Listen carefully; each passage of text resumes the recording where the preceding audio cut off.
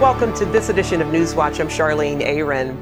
The second American infected with Ebola arrived home today. Both Nancy Wright-Bull and Dr. Kent Brantley, the other American infected with the virus, are said to be improving. This after receiving an experimental drug. Caitlin Burke reports. It's a drug never tested on humans, used out of desperation. It's known as ZMapp, and it seems to be working. Nancy Wright-Bull and Dr. Kent Brantley each received a dose of the drug before leaving Liberia. The effects are noticeable. She was eating a little bit, able to take in fluid, so we're cautiously optimistic. Brantley is also getting stronger. He was given both a dose of ZMapp and a unit of blood from an Ebola survivor, giving him antibodies the patient's body may have made to fight the virus. ZMapp is part of an ongoing research program backed by the U.S. government and military. It works by boosting the immune system and is made from antibodies produced by lab animals who were exposed to parts of Ebola. Still, there's no known cure for the virus, and doctors remain hesitant to call the drug or any other treatment a success so early on. Meanwhile, an Ebola outbreak continues to ravage 3 African countries. Today, the death toll hovering close to 900. Despite the risk, missionary doctors like Dr. Brantley continue to be on the front lines. If you look back in history, clear back into 260 AD, when there was an epidemic in Italy, 5 million people died of smallpox. And Christian leaders at that time wrote about Christians out in the street taking care of these people, actually sacrificing their lives to take care of others. Health officials here in the U.S. remain on alert, with CDC staff at 20 U.S. airports and border crossings evaluating passengers with possible symptoms. No cases here have been reported. One patient was treated in a New York hospital with Ebola-like symptoms, but initial tests show it's unlikely he has the virus. Caitlin Burke, CBN News. Dr. David Stevens had much more to say about the work and faith of his colleague, Dr. Brantley. To see the full interview, you can go to our webpage, cbnnews.com. As the deadly Ebola virus gains more attention around the globe, the Centers for Disease Control and Prevention is warning Americans to avoid travel to some West African nations. The CDC has sent more than 20 staffers to West Africa to help control the outbreak and plans to send 50 more to help screen passengers. Ebola is not airborne and is only transmitted through direct contact. There is no vaccine for it. An American 2-star general is dead and at least 15 Allied troops are hurt after a shooting at an Army training facility in Afghanistan. A gunman wearing an Afghan Army uniform turned his weapon against Americans, NATO troops, and other Afghans Tuesday. The shooting victim is reportedly a 2-star major general, making him the highest-ranking official to be killed in the Afghanistan war. This is the latest in a string of so-called green-on-blue attacks, where members of the Afghan forces have attacked U.S. and coalition forces. Go to cbnnews.com for more information on this story as it becomes available. A ceasefire is in effect in the Gaza Strip today. Hamas and Israel agreed to a 3-day truce to set the stage for peace talks. During the month-long conflict, the world has seen scores of media images of Israeli attacks on Hamas targets in Gaza. But as Chris Mitchell reports, the media hasn't been showing the other side of the story. Hamas militants invading Israel and launching rockets at the Jewish state. Here's that story. For more than a month, Israel's efforts to stop Gaza rocket fire and destroy Hamas tunnels has made headlines and led newscasts around the world. 2 images dominate the war between Israel and Hamas. On one side is Israel's military actions, like airstrikes, artillery, and ground troops. On the other side, video of Palestinians suffering, wounded, or killed in those military actions. But what's missing? In Gaza, we have not seen Hamas fighters. They are not roaming the streets of Gaza City. They're not carrying weapons. Where are they? We've never seen those pictures in 4 weeks of reporting from this region. The Western press has not had access to the fighting arm of Hamas. So the impression creating is you have an Israeli army fighting and you have Palestinians on the other side. And that's already playing into Hamas's media strategy. Hamas media watchdogs also crush what they consider negative reports. Hamas expelled this reporter from the Gaza Strip for his reports on Twitter. CBN News' George Thomas spoke with him inside Gaza. He came to us, in essence, telling us that he was hauled in by Hamas militants and interrogated and threatened, and said that they didn't like the tweets he was tweeting, in essence, telling the world that Hamas was using civilian areas, in this particular case, using this journalist's hotel right next to his hotel to fire off rockets from the Gaza Strip into Israel. And they gave him 24 hours to get out of the Strip. Italian journalist Gabriele Barbati posted this on Twitter only after leaving Hamas-controlled Gaza. Out of Gaza, far from Hamas retaliation, misfired rocket killed children yesterday in Shati. Witness: militants rushed and cleared debris. His tweet corroborated the IDF account that Hamas rockets, not the IDF, hit the Al-Shifa hospital on July 28th. Filmmaker Michael Greenspan posted this exchange with a Spanish journalist on Facebook. I asked him, how come we never see on television channels reporting from Gaza any Hamas people? No gunmen, no rocket launcher, no policemen. We only see civilians on these reports, mostly women and children. He answered me frankly, it's very simple. We did see Hamas people there launching rockets. They were close to our hotel. But if ever we dare pointing our camera on them, they would simply shoot at us and kill us. There was evidence that Hamas was using hospitals, schools, civilian neighborhoods, mosques to launch their rockets. There was evidence of that, but they did not want the Western world to know that. Warren says keeping the Western world in the dark works with predictable and devastating consequences. They're using the civilian population as human shields, and so Israel, no matter how cautious it is, invariably ends up causing civilian casualties.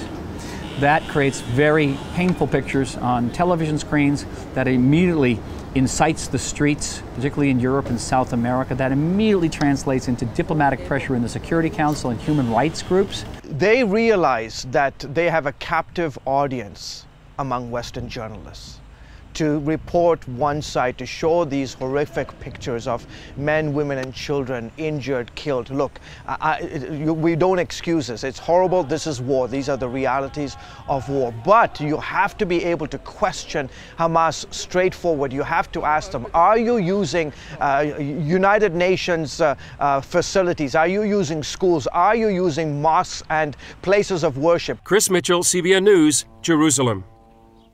The Church of England is calling on Britain's government to open its doors to Christians fleeing persecution in Iraq. The Guardian reports a growing number of bishops are speaking out.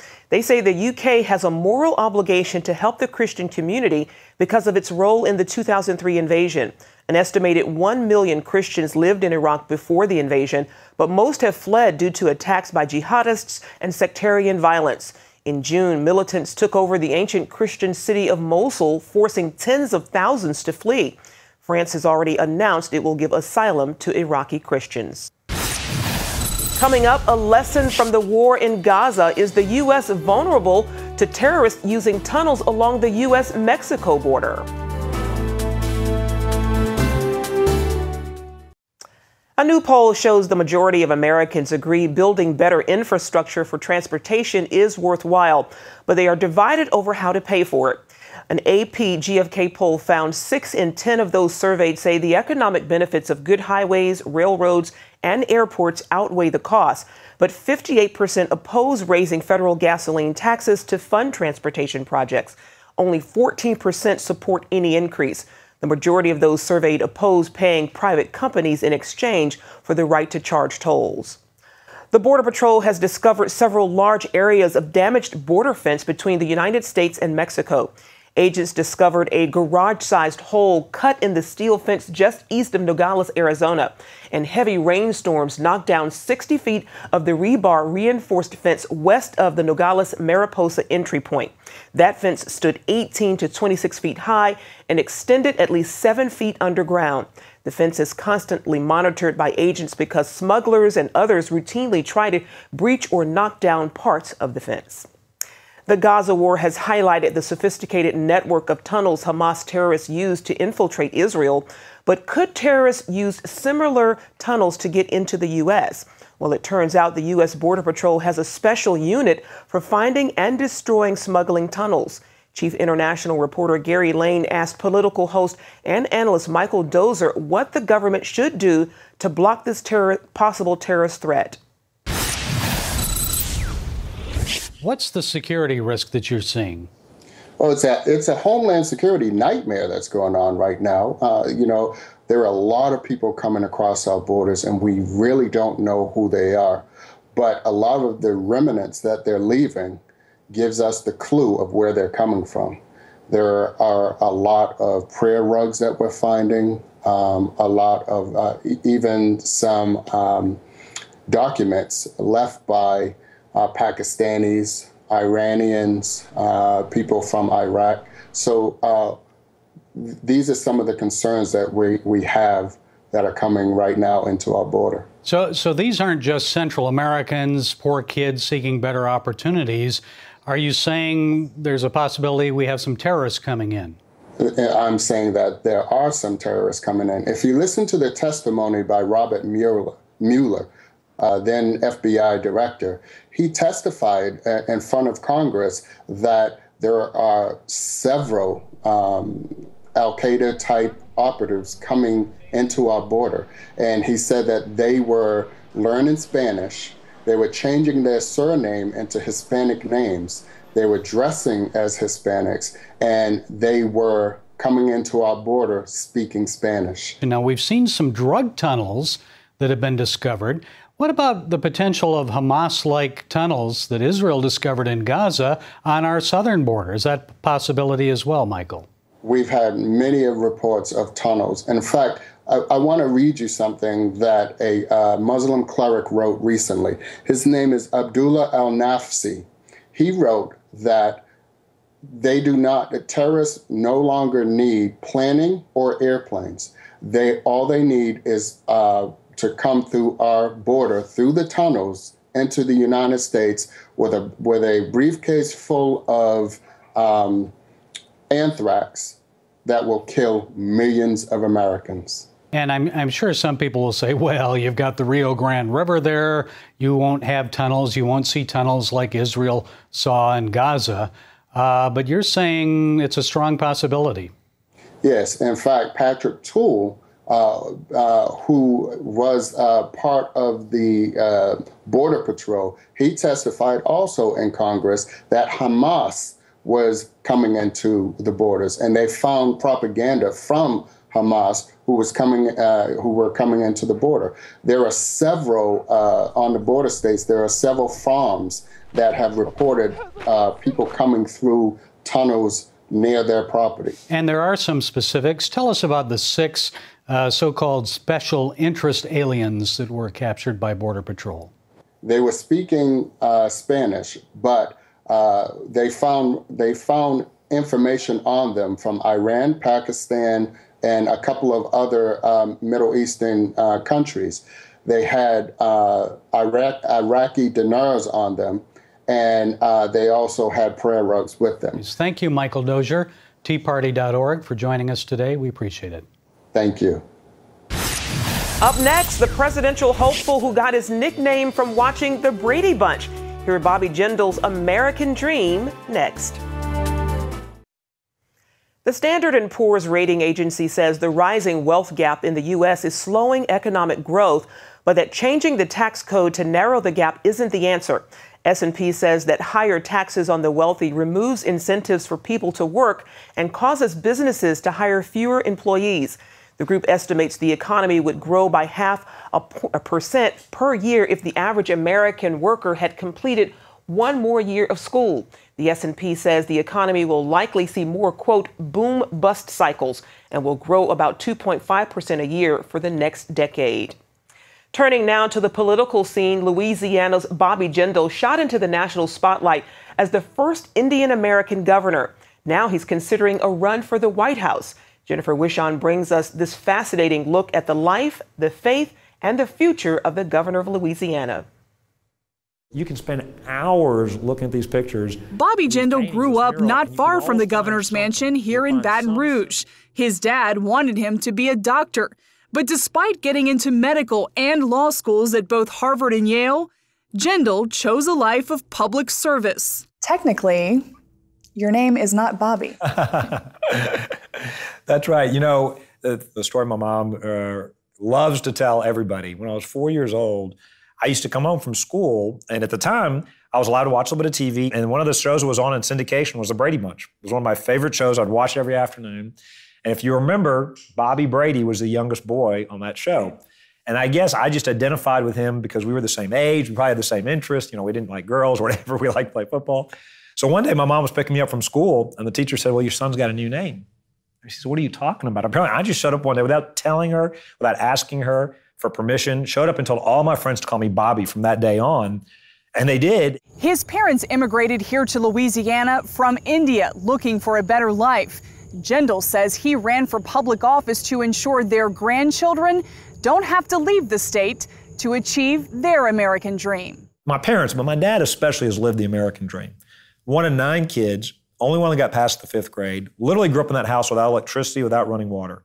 Worked extremely hard, got his first job by calling companies out of the yellow pages till somebody would hire him here in Baton Rouge. As the son of immigrants, is this debate over immigration reform personal to you? This, to me, is such a simple issue where we are today. We don't need a 1,000-page bill, a comprehensive bill out of the Senate. We need to secure the border. I think that it's pretty simple. You know, the president keeps talking about it. We need to just do it. And the reality is, if he was serious about it, he's been president now, he's in his 2nd term, this could have been done by now. There's no excuse for this. Despite his southern drawl, Jindal is an extremely fast talker who rarely misses a chance to call out the president. I think the biggest frustration right now is the rest of the country versus D.C. He knows something about Washington having served 2 terms in Congress. Now, as a 2-term governor, he's making education reform a priority. One of the things, the most important things we've done is to really give parents, to trust parents in terms of educating their kids. You have changed your mind on Common Core standards for Louisiana. What changed for you? I think this was originally presented as a bottom-up approach, and instead has become a top-down approach. To me, this is the same fight you see when the left tells you, we can't trust the American people to buy big gulps. We can't trust the American people to exercise their Second Amendment rights. We can't trust the American people to have religious liberty. We can't trust the American people to buy their own health insurance, to decide what kind of health insurance they want. It's a calculated fight with Louisiana's Board of Education, and now some proponents of Common Core are suing him. Jindal and his wife, Supriya, have a girl and 2 boys of their own to think about educating. My kids were 6, 3, and 1 when we moved in the mansion. And that was 6 years ago. After long labors with their first 2 children, Supriya knew their 3rd child, Slade, wouldn't wait for the hospital, giving Jindal a chance to finally play the profession his dad dreamed for him, literally delivering his son at home. And she was in all this pain, and she was literally on the floor. I mean, there's no time to get prepared. When I saw our son covered in this purple goo, I was thinking, he doesn't look like he's done. I mean, maybe we should put him back in for a little while. When I handed her our child for the first time, all of that pain went away. She wasn't thinking about anything but her little baby boy, and I fell in love with her all over again. His wife of 17 years, she's the first girl he had a crush on, and the first girl to break his heart. Many years later came their reunion at a Mardi Gras ball. In 6 short months, they were engaged. You know, God truly has a plan for us. Sometimes we don't understand it. If she had said yes in high school, I wasn't ready. I wasn't mature enough. I hadn't even accepted Christ yet in terms of who I was going to become as a person. You grew up in a Hindu home, right? How did you then make this transformation into what you call an evangelical Catholic? You know, I'd love to tell you I had a sudden epiphany. It wasn't that easy. You know, some people, it really is easy. You know, they get hit over the head, and I think that's great. For me, it was a 7-year process. A journey of intense reading, study, and self-examination. It all clicked one day while attending a church production with a friend. In the middle of it, they showed a little film, nothing fancy. Black and white film where there was an actor playing Jesus being crucified. Now, we've probably seen 1,000 better movies. It was black and white, no famous actors, the camera was probably shaking. But for some reason, when I saw the actor on the cross, God chose that moment to hit me harder than I've ever been hit before. All of a sudden, it just hit me. That's really the Son of God. If he's up there on that cross, not for 1 billion people, that's too easy. He's up there because of Bobby Jindal. If he's dying up there because of my sins, because of what I've done, what I've failed to do, How arrogant for me to do anything but to get on my knees and worship him. For now, he does what anyone with one eye on the White House typically does: raise money and campaign for candidates competing in the midterms. After the last presidential election, you said the Republican Party was acting stupid. As we approach the midterms, as we approach 2016, has the party grown any smarter? When I said we've got to stop being the stupid party, we've got to offer solutions. We cannot just be the anti-party. We've got to be for things. I think that this is still a center-right country. And I think if we will present specific solutions, if we go out there and fight for every vote and say, not only do we oppose what the other side is doing, we've got better ideas. Last fall, he launched America Next, a conservative policy group designed to develop some of those ideas. What is the greatest threat facing America right now? I don't think we can be beat by an external enemy. I think the greatest threat to America comes from within. We are blessed to be in the greatest country in the history of the world. But it's not inevitably so. We've got to renew that every generation. I think the biggest threat is that erosion of what it means to pursue the American dream. It's that assault on religious liberty. It's the undermining of what makes us an exceptional country. He's not expected to make a decision about running for president until after November, but he's not shy when it comes to talking about who he consults about the future. It's like Jesus, it's like God gives us the book of life. He doesn't let us look at every page, but he lets us look at the last page. And the last page, our God wins. He beats death, he beats Satan, he gets up off that cross. We should rejoice and we should live our lives with grace, glory, and humility, animated by that sense that we worship an all-risen, all-powerful God who's got plans that we won't necessarily understand. Jennifer Wishon, CBN News, Baton Rouge. Finally today, CBN's program Turning Point recently received recognition at the 34th Annual Telly Awards. Producer Erica Linney won a Bronze Telly Award in the entertainment category for her feature story on the gospel quartet Sincere. The 34th Annual Telly Awards received over 12,000 entries from all 50 states and 5 continents. The awards honor the finest media productions across all platforms. Turning Point has broadcast for 17 years, reaching audiences throughout Africa, Europe, and the Caribbean. Congratulations to my friend Erica. Well, that's going to do it for now on CBN News Today. You can find more of our exclusive coverage of the issues you care most about at cbnnews.com. We hope you'll join us next time. Have a great day and God bless.